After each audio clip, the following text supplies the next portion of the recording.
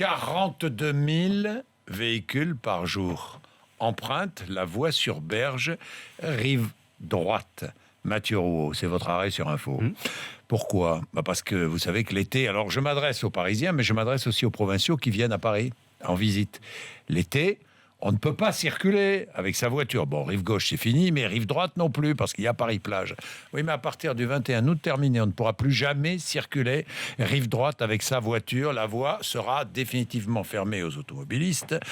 Un document interne à la mairie de Paris pointe le risque d'une augmentation des embouteillages. Oui, les effets de la fermeture de ces voies sur berge sur la circulation seront négatifs, forts, directs, permanents. Voilà ce que l'on peut lire dans ce document de 380 pages qui détaille aussi les effets sur l'augmentation du temps de parcours. Pourquoi ? Parce que ces 42 000 voitures vont forcément se reporter sur les axes parallèles. On devrait passer en moyenne 10 minutes de plus au volant le matin, 5 minutes de plus le soir. Les zones les plus encombrées devraient être les quais de la rive droite, l'avenue de l'Opéra, le boulevard des Italiens, mais aussi le boulevard Saint-Germain sur la rive gauche. Donc à partir du 21 août, terminé, vous ne pourrez plus emprunter la rive droite, les quais de la rive droite en voiture. La droite parisienne dénonce la thrombose à venir et reprend l'exemple de la fermeture des berges de la rive gauche, décidée en 2013 par Bertrand Delanoë. Il y avait eu une augmentation du trafic de 12% rue de Rivoli, des temps de parcours allongés de près d'un quart d'heure. Alors les élus d'opposition s'attendent au même problème rive droite.